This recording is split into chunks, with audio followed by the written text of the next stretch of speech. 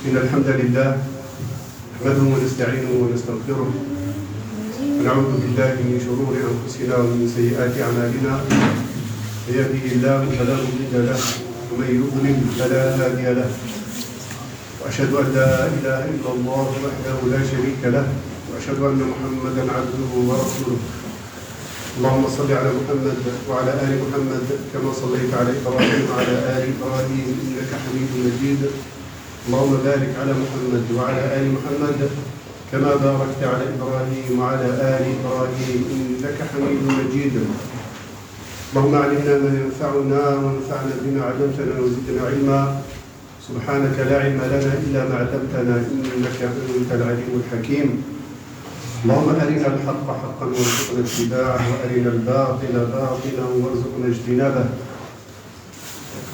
اللهم لا تكلنا لأنفسنا طرفة عين اللهم اهدنا لما اختلف فيه من الحق بإذنك إنك تهدي من تشاء إلى صراط مستقيم أما بعد أيها الإخوة والأخوات chers frères et sœurs اليوم نتكلم إن شاء الله عن موضوع هام جدا.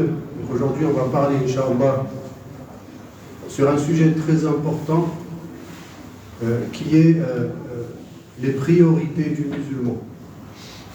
Awlawiyat al-Muslim, les priorités du musulman. Toute notre vie, du début à la fin, ce sont des séances de choix et de priorités. Notre vie est un choix. Ce sont des choix continus tout le temps. Vous savez, notre vie, elle est éphémère. Elle a commencé, elle se terminera. Ce qu'on appelle Hayat Dunya, la vie de la dunya, la vie première, la vie terrestre, éphémère, qui va s'arrêter un jour pour tout le monde. Et le musulman doit absolument connaître ses priorités. Le musulman doit absolument connaître, d'abord il doit connaître la finalité de sa vie. Pourquoi il est là? Pourquoi nous sommes là? Pourquoi Allah nous a créés? Vous savez, je donne un petit exemple et pour Allah l'exemple le plus haut. Vous allez dans une gare pour prendre un train pour aller à une destination finale. La gare, c'est la dunya, c'est la vie terrestre, la vie présente. Le train qui vous emmène à destination, c'est la mort. La destination, c'est votre demeure finale. Ça peut être une demeure magnifique, un palais, une villa, un château. Ça peut être une ruine. Et votre demeure finale, l'aspect de votre demeure finale, dépend de ce que vous allez faire dans la gare. La gare, vous n'allez pas y rester éternellement. Dans la gare, il y a des délices, il y a des amusements, il y a beaucoup de choses plaisantes dans la gare. Mais vous allez quand même prendre le train, que vous le vouliez ou non.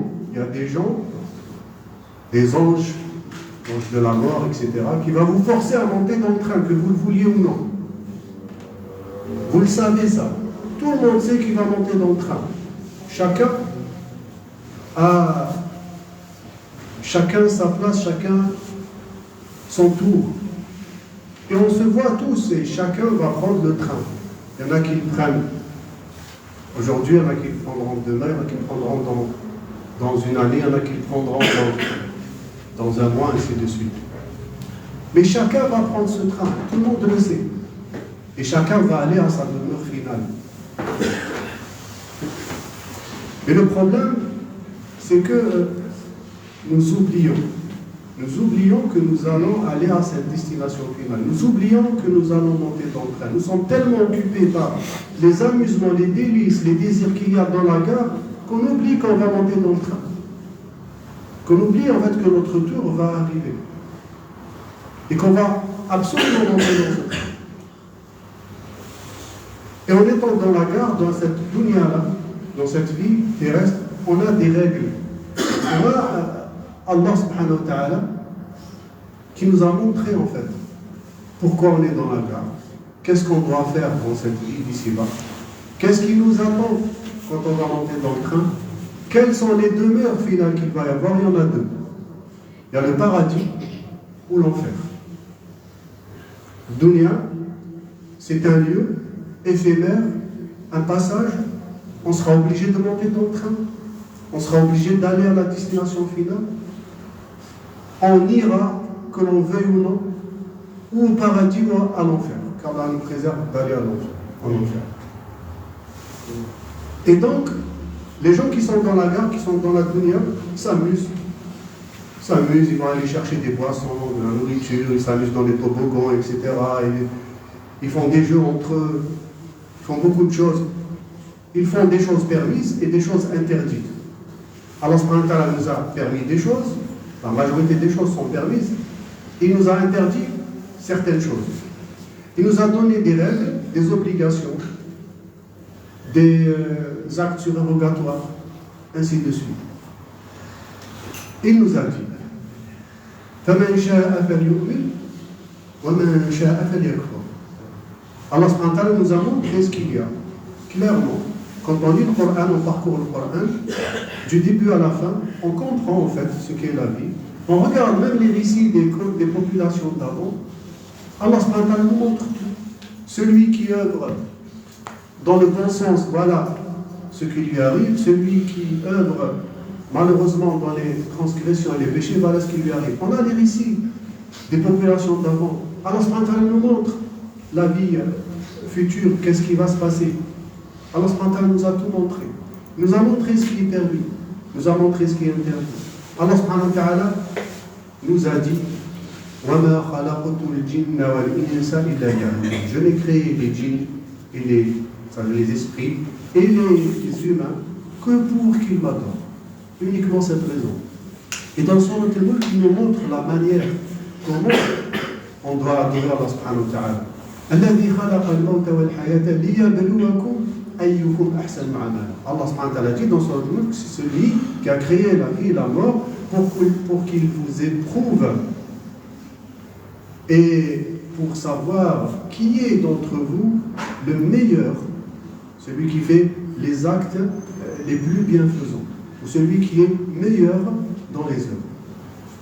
C'est-à-dire, non seulement on doit œuvrer, et en plus, on doit œuvrer de manière bienfaisante. Ahsanu amal. Donc, Allah subhanahu wa ta'ala nous a dit pourquoi il nous a créés. Pour qu'on l'adore. Allah subhanahu wa ta'ala n'a pas besoin de nous. Qu'on l'adore, qu'on ne l'adore pas, qu'on lui obéisse ou qu'on transgresse, Allah subhanahu wa ta'ala, rien ne va augmenter dans son royaume, rien ne va diminuer dans son royaume. Quoi qu'on fasse, si on adore Allah subhanahu wa ta'ala, on lui obéit, c'est pour nous. La destination finale après le train sera le paradis.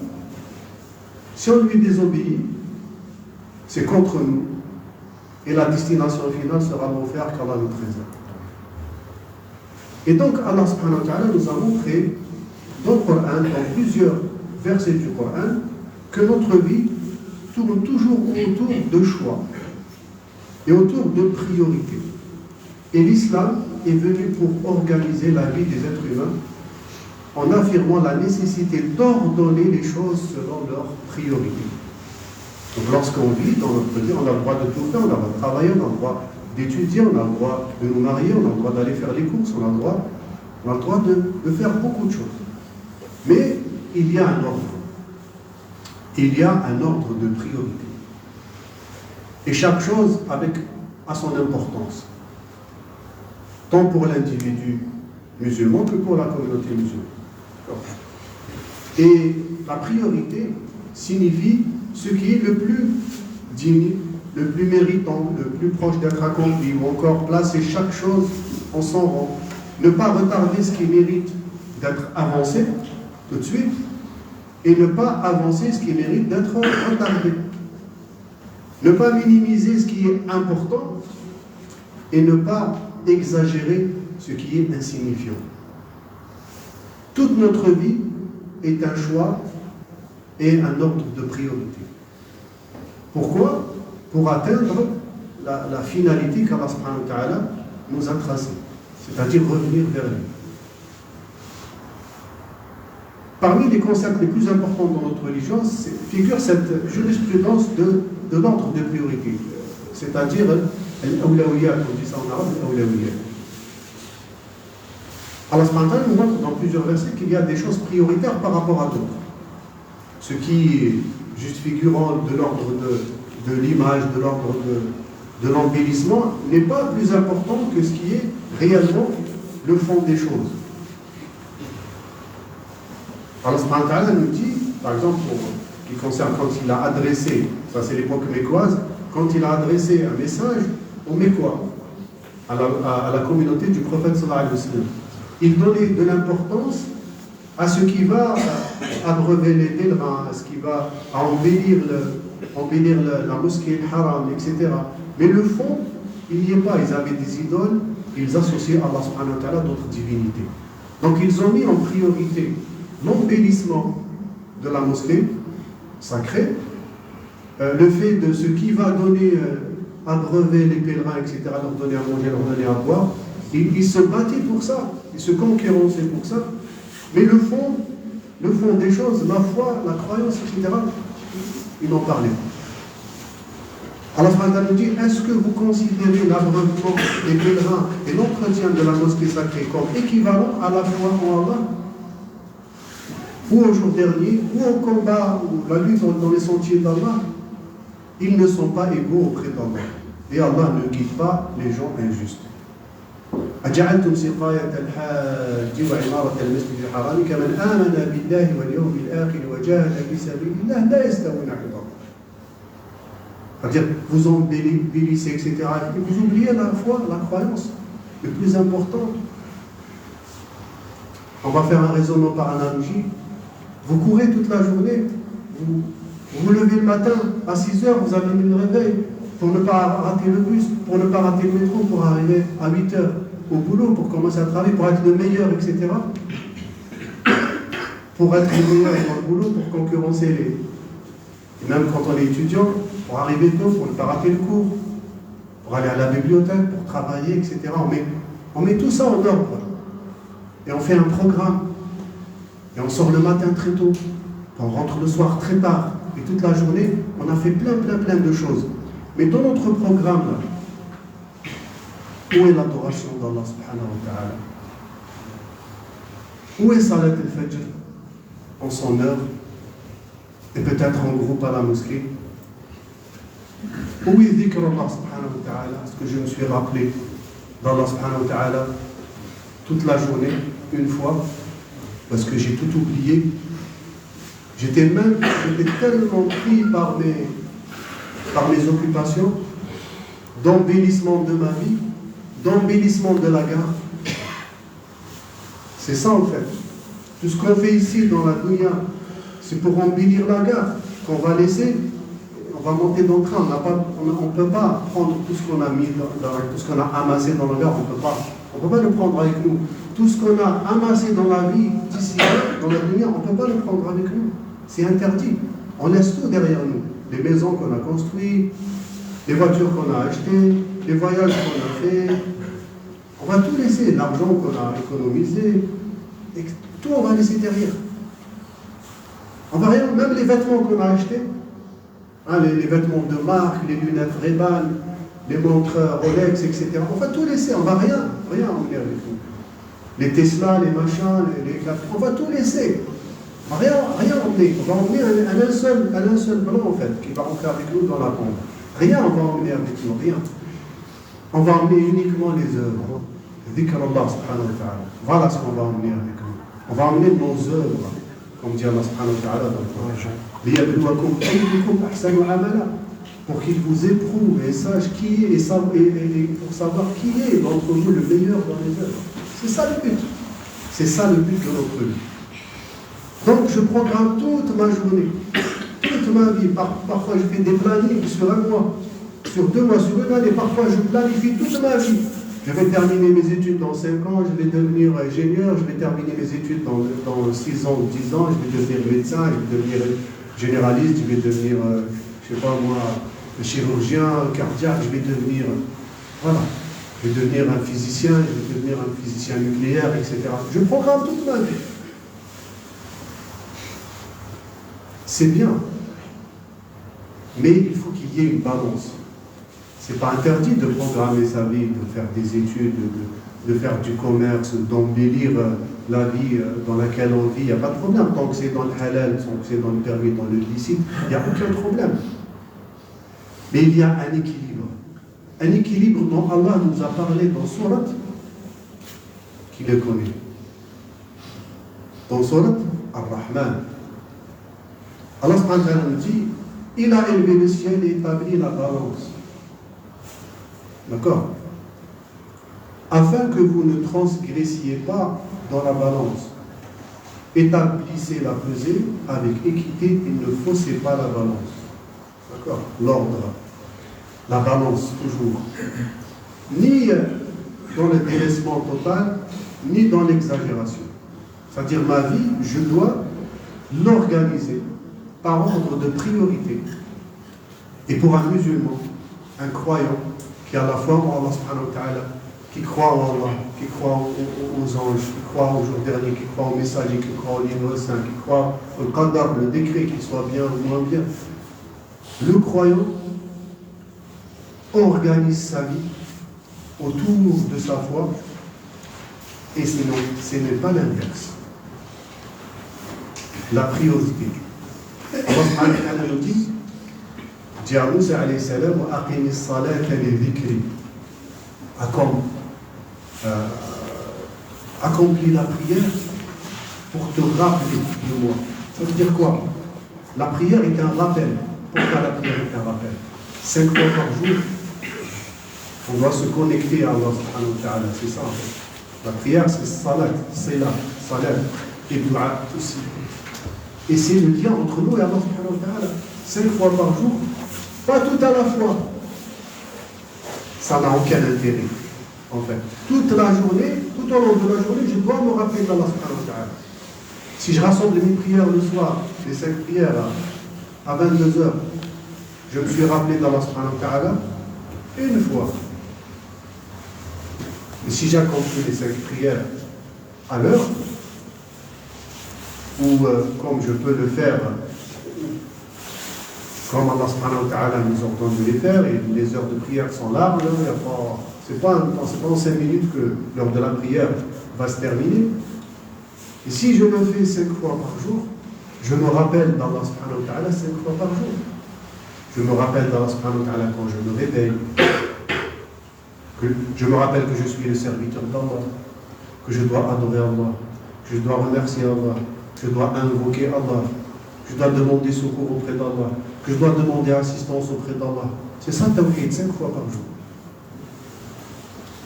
Ad-Dahr, pareil, je reviens, je me rappelle qui je suis, qu'est-ce que je fais sur terre, où je vais.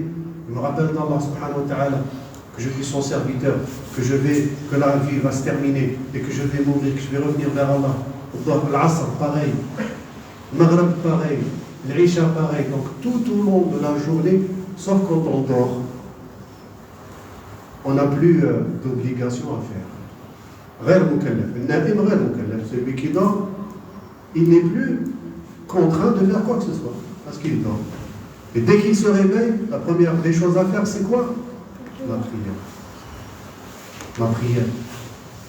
Dort, la prière. Et c'est pour ça qu'Allah subhanahu wa ta'ala nous a dit d'établir cet équilibre-là, cette balance-là, comme les cieux et la terre, comme l'univers. Et Allah subhanahu wa ta'ala a créé de manière équitable, tout est mesuré. C'est de sa balance. Certains disent c'est l'écologie, on ne va pas jusque-là, mais tout est en équilibre dans l'univers, en fait. Tout est en équilibre. Donc, on doit mettre en équilibre notre vie. En tant que croyant, en tant que musulman, je dois mettre en équilibre ma vie. Je travaille, j'étudie, etc. Mais tout en étant serviteur d'Allah subhanahu wa ta'ala, tout en étant croyant, adorateur d'Allah subhanahu wa ta'ala. Et Allah subhanahu wa ta'ala nous a ordonné de faire 5 prières par jour, et c'est tout, rien d'autre. Le reste, c'est surrogatoire. C'est 5 obligations. Allah subhanahu wa ta'ala nous a établi l'islam avec 5 piliers. Le tawhid, la ilaha illallah, de croire en Allah subhanahu wa ta'ala, au prophète sallallahu alayhi wa sallam. Accomplissement de la prière, ces 2 piliers, il n'y a aucune excuse pour les délaisser. Aucune. Sauf une excuse, la mort, le sommeil ou perdre sa raison. Zakat, donner l'aumône. Si je fais partie parmi les gens qui sont redevables de la zakat, si je ne fais pas partie des gens qui sont redevables de la zakat, je n'ai pas de zakat à sortir. Ce n'est plus une obligation pour moi. Le jeûne du mois de Ramadan, si je suis en bonne santé, je dois le faire, c'est une obligation. Si la santé fait défaut, ce n'est pas une obligation, ça devient plus une obligation. Le hajj, si j'ai les moyens de le faire, physique, matériel, financier, je le fais, c'est une obligation. Si je n'ai pas les moyens, ce n'est plus une obligation. Donc 3 piliers peuvent ne plus être une obligation, mais les 2 premiers piliers, il n'y a aucune excuse. Tellement il n'y a aucune excuse qu'Allah subhanahu wa ta'ala nous a mis dans les versets du Coran les façons de faire la prière, même quand on est dans la peur. Même quand on est sous les bombes. Allah subhanahu wa ta'ala nous a montré comment faire la prière. Même quand on est alité. Le prophète a dit quoi à celui qui est venu se plaindre? Il était malade, il est venu dire au prophète sallallahu alayhi wa sallam comment je fais la prière. Il a dit au prophète, fais la prière debout. C'est un pilier. Fais la prière debout. Le fait de la faire debout est un pilier de la prière. Si tu ne peux pas, fais-la assis. Si tu ne peux pas, fais-la allongée sur le côté. Après, dans les livres de fiqh, on va trouver les moyens, comment faire la prière, etc. Tu peux faire le wudu, fais le wudu. Tu n'as pas d'eau, tu es malade, fais tayammum. Tu n'as ni eau, ni tu peux faire tayammum, fais la prière quand même. Tu peux t'orienter vers la qibla. Tu t'orientes vers la qibla et tu fais la prière. Si tu ne peux pas t'orienter vers la qibla, pour une raison ou pour une autre, pour une contrainte pour une autre, ou parce que tu ne sais pas où elle est, il fait sombre, la nuit, tu es à l'extérieur, tu ne sais pas où est la qibla, tu as deviné à peu près où elle est et tu as fait la prière. Même si tu te trompes, ta prière est valable.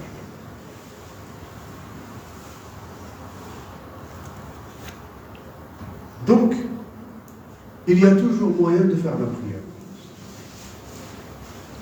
Allah subhanahu wa ta'ala, le prophète sallallahu alayhi wa sallam nous ont montré, et les fuqaha, les savants depuis les premiers siècles jusqu'à aujourd'hui, nous ont montré comment faire la prière, quelle que soit la situation.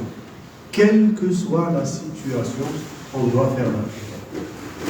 Même si on est dans une situation la plus extrême, on doit faire la prière. Mais, à condition que le choix que je vais faire est valable. Je n'ai pas le droit de faire la prière assis, alors que je peux la faire debout. La prière n'est pas valable. Je n'ai pas le droit de faire la prière allongée, alors que je peux la faire assis. La prière ne sera pas valable. Je n'ai pas le droit de faire la prière en m'orientant vers le nord, alors que le qibla, elle est au sud-est, et je le sais. Je n'ai pas le droit. Sauf si je suis dans une contrainte.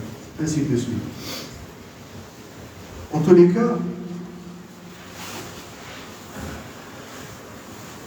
Allah subhanahu wa ta'ala nous dit, la vraie piété, toujours cette image des choses qui sont importantes et des choses qui sont moins importantes. Qu'est-ce qu'il nous dit Allah subhanahu wa ta'ala? La vraie piété,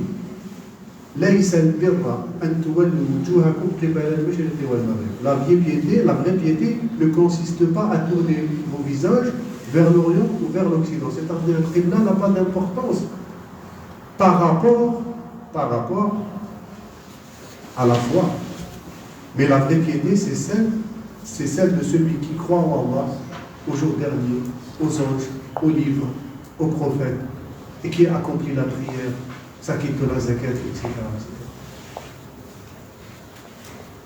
C'est ça la vraie priorité. C'est pas le qibla. Car il y a eu une grande polémique à l'époque du prophète sallallahu alayhi wa sallam par rapport au qibla. Parce que, comme il s'orientait vers le Quds, donc vers le nord par rapport à Médine, etc., Ils ne s'orientaient pas vers le Kaaba, vers la Mecque. Mais quand Allah subhanahu wa ta'ala a changé l'orientation, il y a eu une très grande polémique. C'est quoi cette religion? Un jour il va vers le nord, un jour il se retourne vers le sud, etc. Et Allah subhanahu wa ta'ala il montre. Il révèle ces versets dans Surat al-Baqarah, qui est une surah qui est médinoise. Il nous dit, c'est pas ça la vraie piété. Vous vous accrochez à des images, à des choses futiles, à des choses insignifiantes par rapport aux choses les plus importantes. Et dans le Coran, on trouvera toujours ça. Vous accrochez à des choses insignifiantes, vous leur donnez beaucoup d'importance. Même ça devient des priorités. À l'époque du prophète, c'était la priorité. Qu'on devait s'orienter par là ou par là, il fallait absolument régler ce problème. Mais d'un autre côté, qu'est-ce qu'ils faisaient? Ils adoraient des idoles.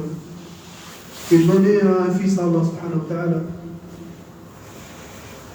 Ils enterraient les filles vivantes lorsqu'elles sont enterrées. Lorsqu'il y avait naissance d'une fille, elle était enterrée vivante, ainsi de suite. Tout ça, le fait de croire en Allah, au prophète, au jour dernier, d'accomplir la prière, tout ça, vous l'avez laissé et vous êtes occupé des choses insignifiantes.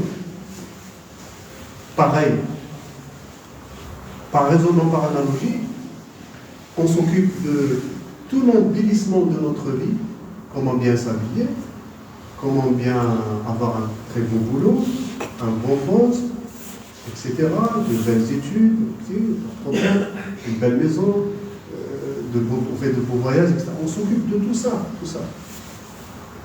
qui est bien. Mais par rapport à la foi, par rapport à notre destination, on va partir à Allah subhanahu wa ta'ala. Par rapport à cette importance de la foi, de l'accomplissement de la prière, des bonnes œuvres, l'amal, ce qu'Allah subhanahu wa ta'ala nous a ordonné de faire, l'obéissance d'Allah, ne pas accomplir les péchés, ne pas commettre les péchés, etc., accomplir les bonnes œuvres, tout ça, on le laisse en dernier. C'est ça le problème de notre communauté aujourd'hui. Et pourtant, notre communauté, quand on regarde l'histoire arabo-musulmane, pourtant c'était des civilisations où il y avait beaucoup de sciences, beaucoup de ilm, beaucoup de technologies, etc. Par rapport à leur époque, bien sûr. Mais ils n'ont jamais délaissé leur foi. Ils n'ont jamais délaissé leur foi, ils n'ont jamais délaissé leur prière. Ils organisaient leur vie. Les pays musulmans, dans l'histoire arabo-musulmane, organisaient leur vie, leur journée, par rapport aux prières. Pas l'inverse. Ils se levaient le matin, ils allaient accomplir la prière à la mosquée, puis ils allaient travailler dans les champs ou dans les facs, ou dans les universités. Il y avait des universités, il ne faut pas croire, il y avait des écoles, des universités, il y avait des fabriques, etc. Ils s'occupaient de leur vie. Au temps, ils faisaient la prière au travail. Après, jusqu'au Asr, après, ils faisaient la prière, ils rentraient chez eux. Après l'Asr, la journée est finie, il n'y a pas de travail la nuit. Sauf pour les gardiens, les militaires, etc. Ça, c'est notre histoire, c'est des exceptions. Mais après l'Asr, c'est terminé. Donc le Maghreb, l'Isha, ils étaient chez eux. Ils rentraient, ils mangeaient, etc. Après, ils allaient faire du Maghreb, l'Isha, ils rentraient à la maison, etc. Leur vie tournait autour de la prière. D'accord? Pas l'inverse. Pas ils allaient toute la journée dehors, ils travaillaient, ils amassaient de l'argent, etc. Après ils revenaient le soir, ils faisaient les 5 prières à la fois. Allah subhanahu wa ta'ala dit أَرَأَيْتَ الَّذِي يُكَذِّبُ بِالدِّينِ وَذَلِكَ الَّذِي يَدْعُو الْيَتِيمَ وَلَا يَحُضُّ عَلَى طَعَامِ الْمِسْكِينِ فَوَيْلٌ لِلْمُصَلِّينَ. Allah subhanahu wa ta'ala dit malheur aux prieurs, ceux qui prient, ce n'est pas ceux qui ne prient pas alors. Malheur aux prieurs, mais qui? C'est aux prieurs. وَيْلٌ لِلْمُصَلِّينَ الَّذِينَ هُمْ عَنْ صَلَاتِهِمْ سَاهُونَ. Ceux qui délaissent leur prière, ils la font sortir de leur établi pour la prière sans raison valable. D'accord, c'est ça en fait. Ce sont des gens qui prient. Mais Allah a dit malheur à ces gens. Malheur à ces gens. Pourquoi? Parce qu'ils font sortir la prière de leur temps établi.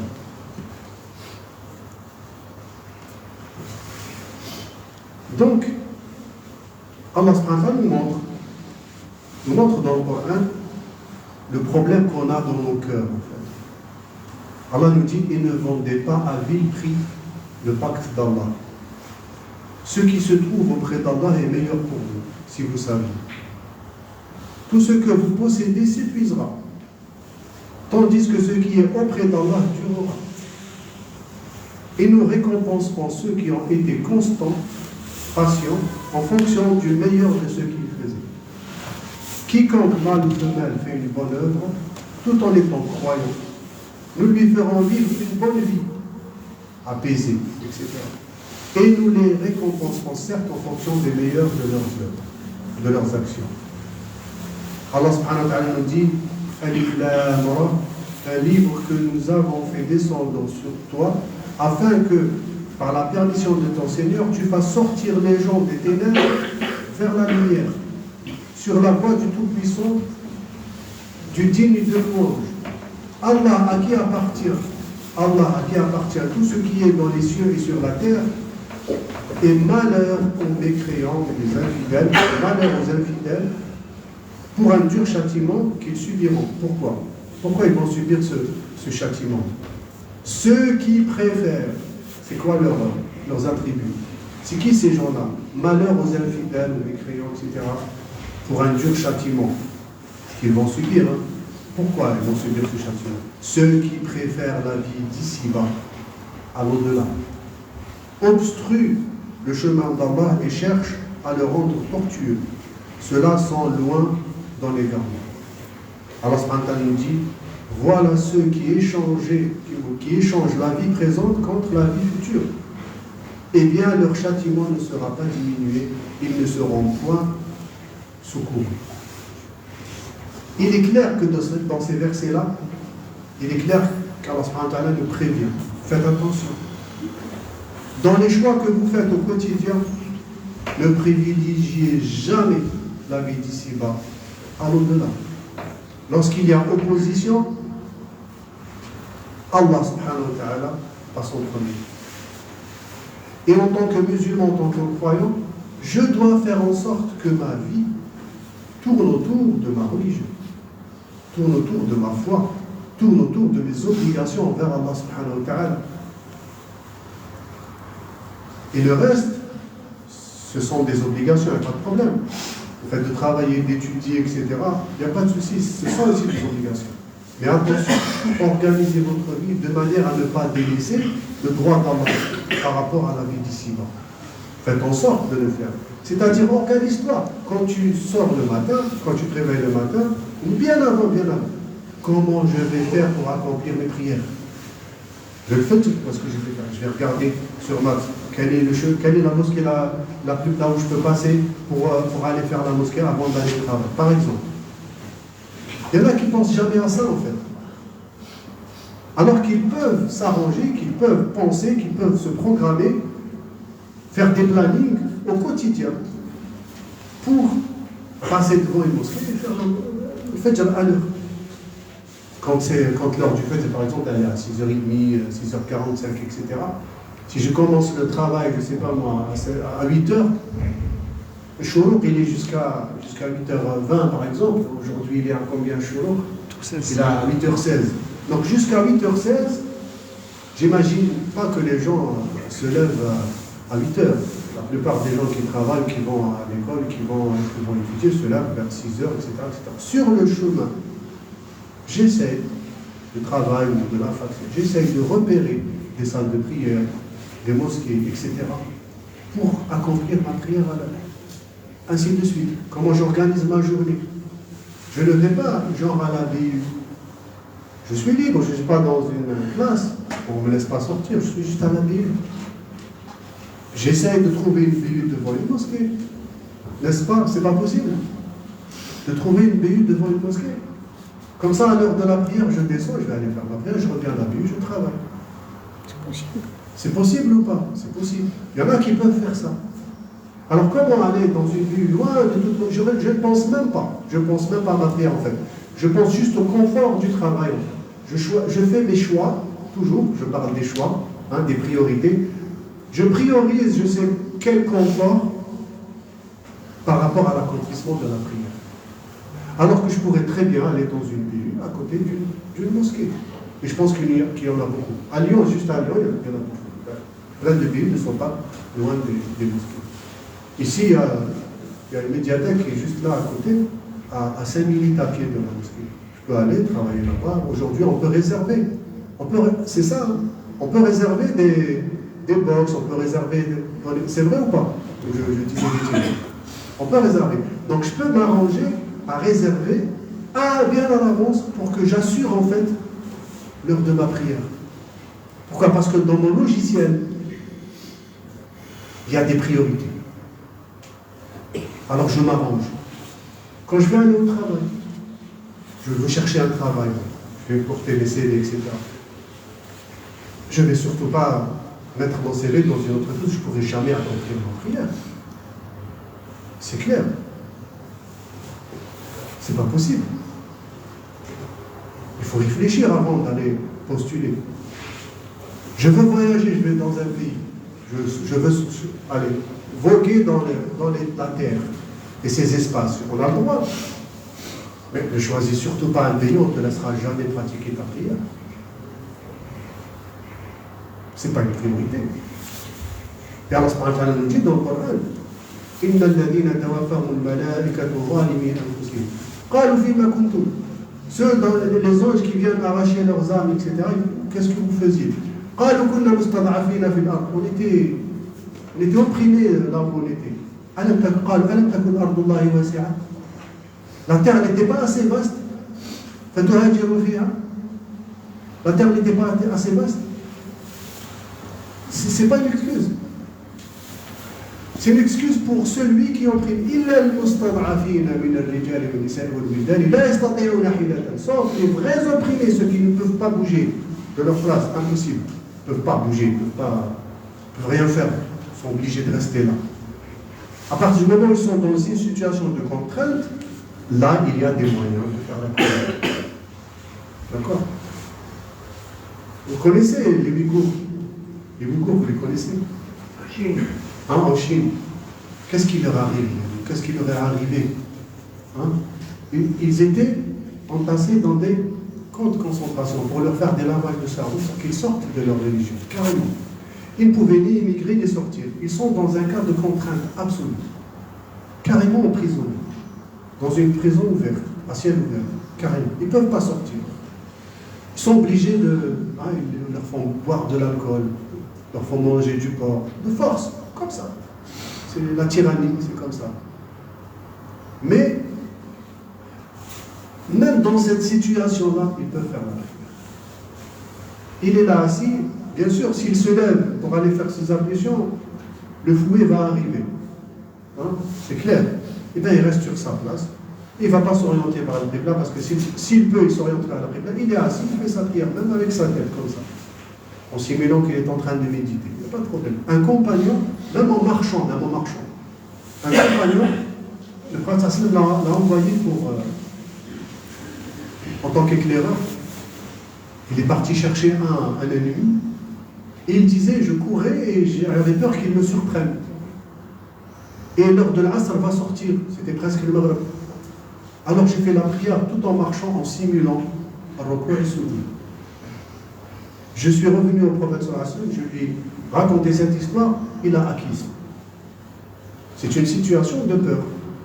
Donc je fais la prière. On revient au hadith du prophète sallallahu alayhi wa sallam, fais la prière debout. Si tu ne peux pas, fais-la assise. Si tu ne peux pas, fais-la allongée. Donc, si je suis dans une situation mais terrible, ça y est, l'heure, j'ai pas eu le choix. L'heure de l'Asr va sortir. J'ai pas fait le Maghreb, j'ai pas fait le Dhuhr, j'ai pas fait l'Asr parce que j'étais coincé, peu importe la contrainte que j'ai subie. À tort ou à raison, je n'ai pas réfléchi à l'avance, je ne me suis pas programmé pour accomplir mes prières. Je suis tombé dans cette situation d'extrême urgence et l'heure de Maghreb va arriver, j'ai pas fait le Dhuhr et l'Asr. Je fais quoi? Je suis coincé dans les embouteillages, etc. J'ai pas d'eau pour faire mes ablutions. Bon, en général, sur les tapis de voiture, il y a de la poussière. D'accord? Je ne peux pas faire mon dos. Je fais tayammum et je fais ma prière avant que le Maghreb ne fasse l'adhan.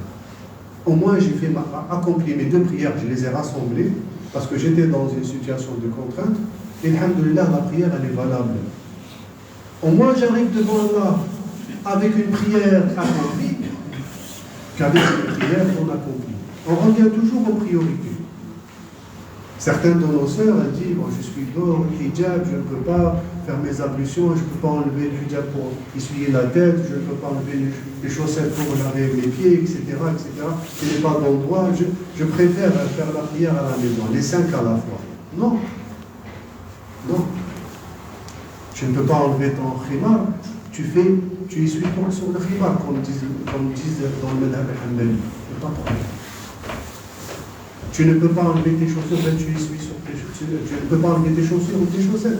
Tu fais des bottines par exemple, tu essuies sur la chaussure directement. Ou tu essuies sur les chaussettes directement. Pas de problème. Tu n'as pas besoin d'être dans un endroit couvert parce qu'il y en a beaucoup qui croient qu'une femme n'a pas le droit de faire la prière, sauf s'il y a quelque chose au-dessus d'elle, un abri. C'est pas vrai, c'est faux, ça n'existe pas dans le fait comme ça. Ce n'est pas une obligation du tout. Donc voilà, je cherche toujours une façon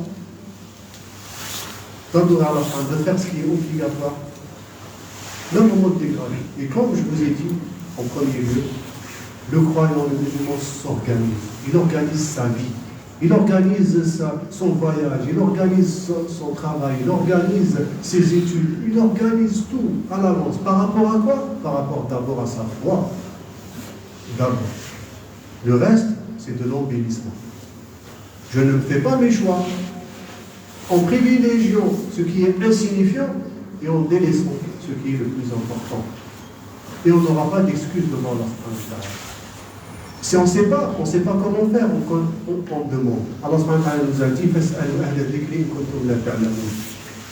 demandez à ceux qui savent si vous ne savez pas. Demandez. C'est une obligation pour chaque musulman, pour chaque musulmane, c'est une obligation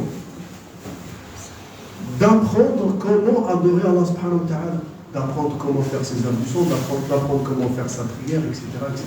Les obligations, on doit s'informer sur ces obligations-là, comment on doit les faire, etc. Comment je vais gérer ma vie. Pourquoi? Parce que je vais monter dans le train. Et je ne sais pas comment on fait. Quand on est dans la gare, vous souvenez-vous du premier exemple, on est dans la gare, en fait on ne sait pas quand est notre train. À n'importe quel moment, le contrôleur va venir nous dire, vous montez maintenant. C'est maintenant. Vous ne savez pas quand.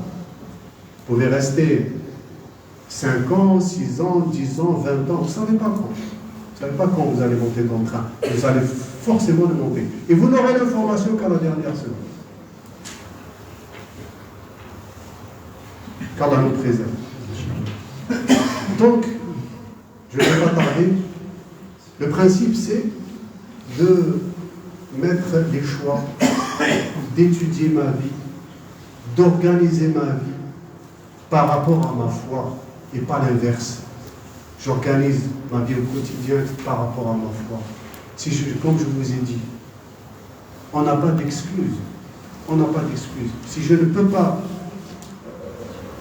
trouver un travail à Lyon où je peux accomplir mes prières, je choisis une autre vie. Pas de problème, je déménage. Pour Allah. Hijra pour Allah. Je change de vie. Je ne peux pas accomplir des prières dans une entreprise, je change d'entreprise.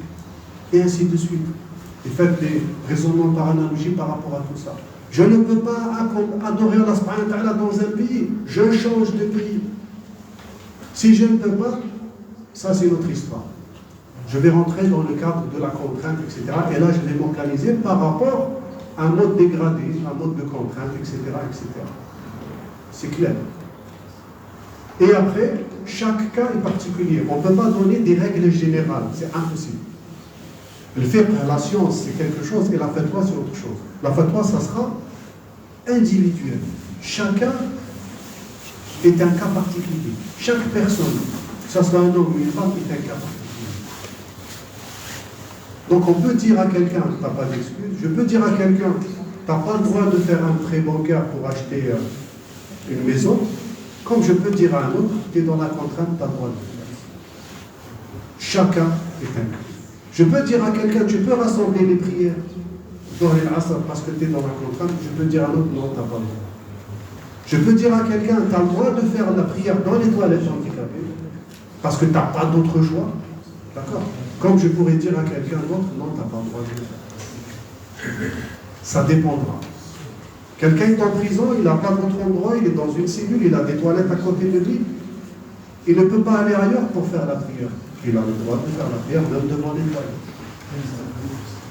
Quelqu'un qui est dans un endroit où il n'y a que des impuretés.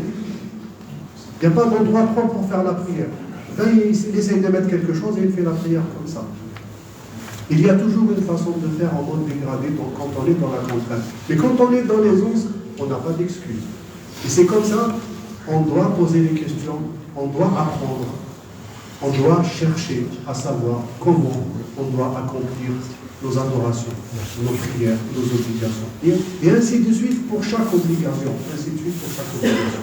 Comme quelqu'un, Allah subhanahu wa ta'ala nous a dit, celui qui est dans la contrainte, il ne veut pas transgresser, il ne veut pas commettre, c'est pas parce qu'il veut commettre le péché, il n'a pas de temps. C'est-à-dire quelqu'un qui va mourir de faim, il mange le porc, il n'y a pas de problème. Il a le droit. Quelqu'un qui va mourir de soif, il n'a qu'une bouteille de vin devant lui, il la boit, il n'y a pas de problème. Il boit ce qui peut épancher sa soif, et c'est possible.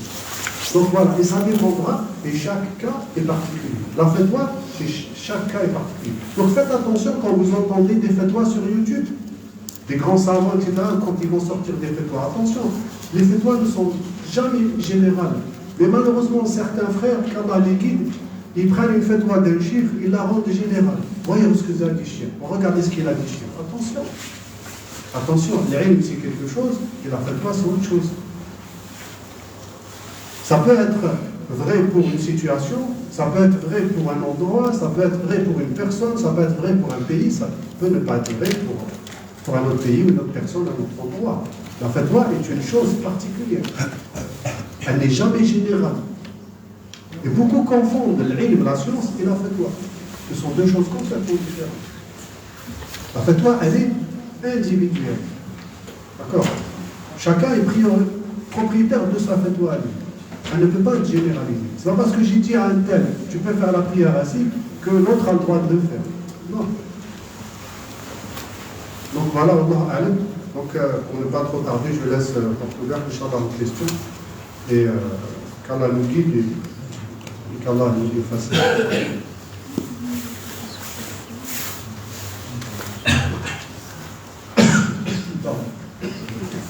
Donc vous avez des feuilles pour poser des questions. Inch'Allah. Donc voilà, il y a plein d'exemples. Quelqu'un, il peut rassembler ses prières, parce qu'il ne peut pas faire autrement, il va en classe, au lycée, il ne peut pas sortir, d'accord, il ne peut sortir que avant le Maghreb, il sort, il fait le Maghreb Asr, parce qu'il n'a pas pu les faire, il est rentré avant le Dor, il ne peut pas faire le Dor à l'école, quand il sort de l'école, il fait le Maghreb Asr, il rassemble. Voilà. Mais il ne laisse pas jusqu'à Isha. Ainsi que quelqu'un qui est malade. Quelqu'un qui est malade, il est fatigué. Il ne peut pas attendre, il a fait le Maghreb, il ne peut pas attendre Isha parce qu'il a pris un médicament. Mais il a le droit de rassembler, de dormir. Pas de problème. Pas de souci.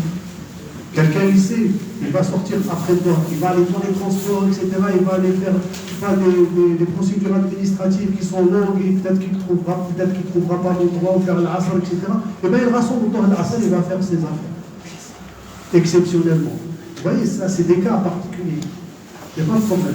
Le fiqh, la jurisprudence, elle est large, c'est facile.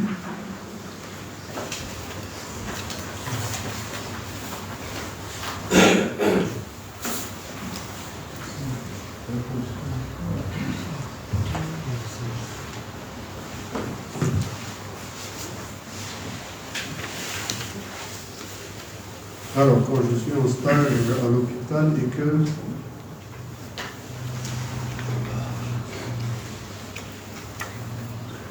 je n'ai pas très bien compris, on n'arrive pas à lire dans la question. En tous les cas, bon, je sors à 18h, etc. En tous les cas, pour une réponse, quand on est dans une contrainte et qu'on ne peut pas faire autrement, on peut rassembler les prières. On peut rassembler les prières. Si j'ai une pause entre midi et 2, après je ne peux plus sortir jusqu'au Maghreb, je rassemble. Je rassemble dans les Asr. D'accord? Et puis je vais aller au travail, Inch'Allah, pas de problème. Si je sais que je ne peux pas le faire, je sors par exemple avant le Maghreb. Si je sors avant le Maghreb et je n'ai pas fait le Asr, parce que je ne pouvais pas faire autrement, je peux rassembler toi et la rassembler. Mais on ne raccourcit pas. Raccourcir les prières, c'est uniquement quand on est au voyage. On peut rassembler mais sans raccourcir. On peut rassembler mais sans raccourcir les prières. Alors les toilettes handicapées, bon, parfois c'est propre, parfois c'est moins propre. C'est vraiment dans une extrême nécessité. On cherche d'abord d'autres endroits. C'est dans une extrême quand on ne peut vraiment pas faire autrement. D'accord. Car il n'y a pas unanimité entre les savants par rapport au fait de faire la prière dans un endroit comme ça. Il n'y a pas unanimité, il y a divergence entre les savants. Il y en a qui interdisent totalement, il y en a qui permettent dans des conditions. Et chacun sa condition.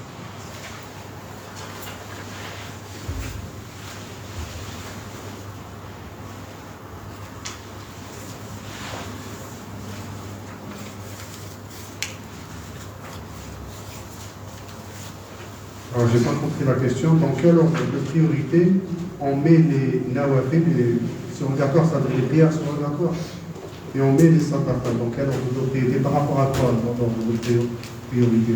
Je n'ai pas très bien compris la question, si on peut détailler. On pourrait détailler, oui.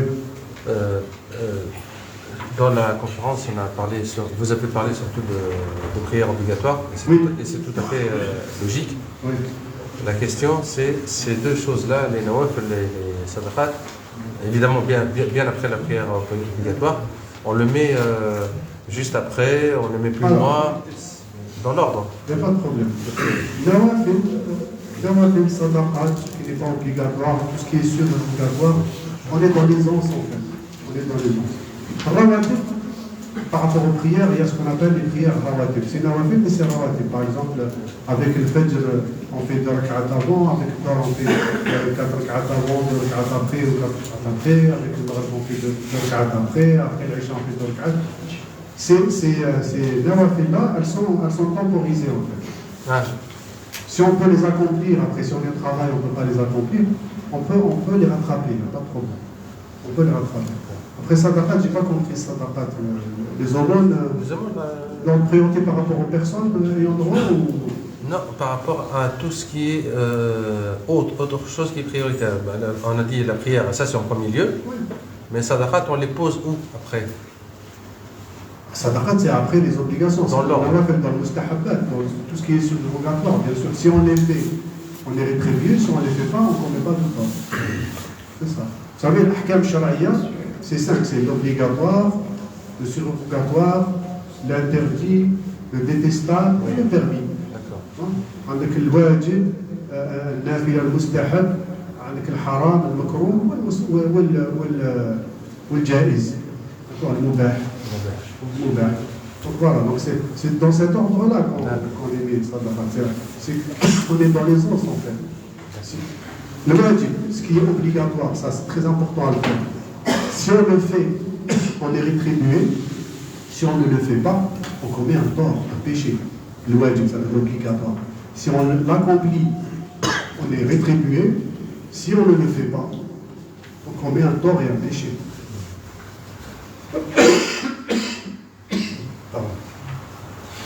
Le mustahab, le sunnah ou le mustahab, si on le fait, on est rétribué. Si on ne le fait pas, on ne commet pas de tort. Le haram, si on le fait, on commet un tort. Si on ne le fait pas, le haram, l'illicite, si on le fait, on commet un péché, un tort. Si on ne le fait pas, on est rétribué. D'accord? Al-makrouh, ce qui est détestable. Si on le fait, on ne commet pas de tort, mais si on le délaisse, on est rétribué. D'accord? Voilà. C'est-à-dire, si on le fait, vous avez compris, le haram, si on le fait, on est châtié. Le haram, si on le fait, on est châtié. Si on ne le fait pas, on est rétribué. Le makrouh, si on le fait, on ne commet pas de tort. Et si on ne le fait pas, on est rétribué. C'est une hasana. Le mubah, c'est équivalent. Ni hasana, ni péché. D'accord? Par contre, le mubah, ce qui est permis à faire, on peut le transformer en quelque chose de rétribuable. Le fait de manger, c'est mubah. Mais si dans mon intention, manger pour avoir de la force, pour pouvoir adorer Allah subhanahu wa ta'ala, voilà. On fait zawaj, le mariage par exemple. Pour certaines personnes, c'est mubah. Il n'y a ni une obligation, ni. Pour certaines personnes, c'est mubah. D'accord? Certaines catégories de personnes, je ne rentrerai pas dans les détails, mais il y a une certaine catégorie de personnes, le mariage pour lui, c'est mubah, c'est permis. S'il le fait ou il ne le fait pas, il n'y a ni combien de temps, ni l'âge. Mais s'il le fait avec l'intention de préserver sa chasteté, il est retraité. Voilà. Beaucoup de questions. J'ai peur de ne pas pouvoir répondre à tout. Quand on dit rassembler les prières, on doit faire 2 rak'at. Non, surtout pas. Quand on rassemble les prières, si je rassemble le Dhuhr et l'Asr, je fais 4 rak'at. Sauf si je suis en voyage. Quand on est en voyage, on a le droit de raccourcir les prières, de faire 2 rak'at, le Dhuhr et l'Asr. Quand on raccourcit les prières, quand on est au voyage, le Fajr, on fait 2 rak'at. Le Dhuhr et l'Asr, je peux les rassembler et faire 2 rak'at. Le Maghrib, je fais 3 rak'at normalement. Elle ne se raccourcit pas la prière du Maghrib. Et l'Isha, je fais 2 rak'at. Et je peux les rassembler avec le Maghrib. D'accord? Quand je suis uniquement en voyage. Uniquement. D'accord? Quand je ne suis pas en voyage, je n'ai pas le droit de raccourcir les prières. Je fais 4 rak'at.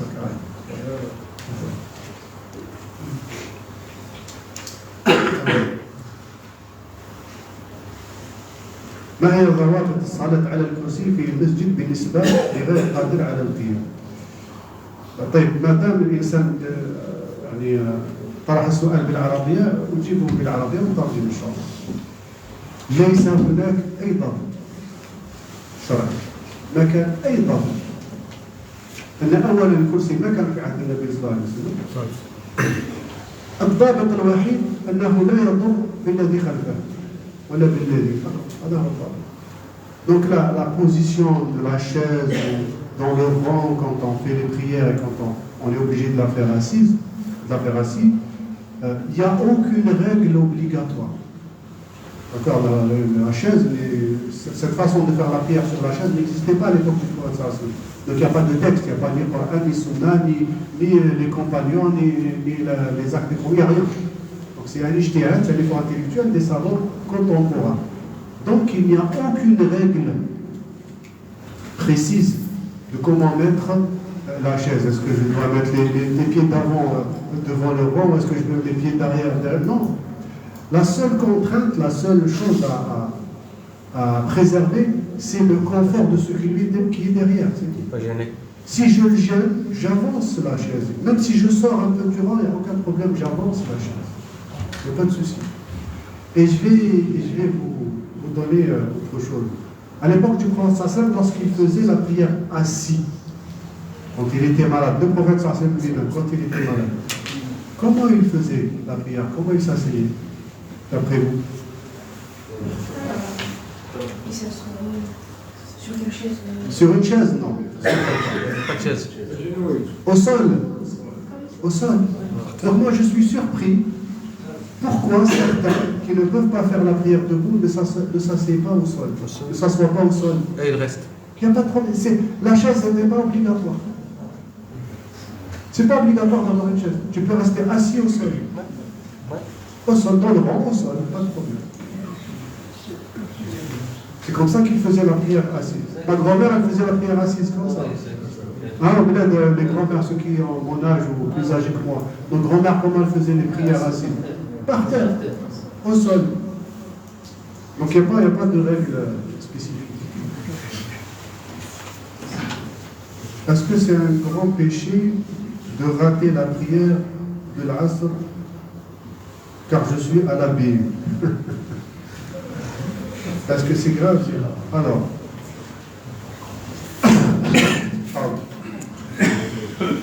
rater la prière en général, faire sortir la prière, en général, faire sortir la prière de son temps, sans excuse valable, ça c'est une règle générale, sans excuse valable.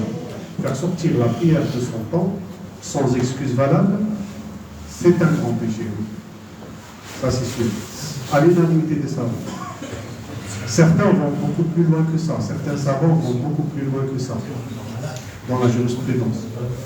D'accord? Et un grand péché, c'est sûr. Sans raison valable. Je dis bien sans raison valable. Si on a fait sortir la prière parce qu'on a oublié, le prophète m'a dit, Allah subhanahu wa ta'ala a levé sur cette population, cette communauté, le tort quand ils oublient les siens ou aller. Donc ceux qui, quand ils sont dans la contrainte, obligés de faire quelque chose, ou quand ils ont oublié, et quand ils sont endormis. On a et celui qui dort jusqu'à ce qu'il se lève. Ces trois catégories de personnes commettent pas de tort. D'accord? Oubli, par oubli, parce qu'il dormait, parce qu'il était sous une contrainte donnée. Le prophète a raté une prière parce qu'il était sous une contrainte. Une fois, il est arrivé qu'ils ont raté une prière de l'Asr d'ailleurs, parce qu'ils étaient sous une contrainte en fait, parce que les tribus allaient les attaquer. L'attaque était imminente en fait. L'attaque était imminente, et donc ils étaient contraints d'être aux aguets, etc. Donc ils ont fait sortir la prière de l'Asr. Et face à cela, les aboutis à cause de ça. Après, Allah subhanahu wa ta'ala a révélé les prières de la contrainte du combat, etc.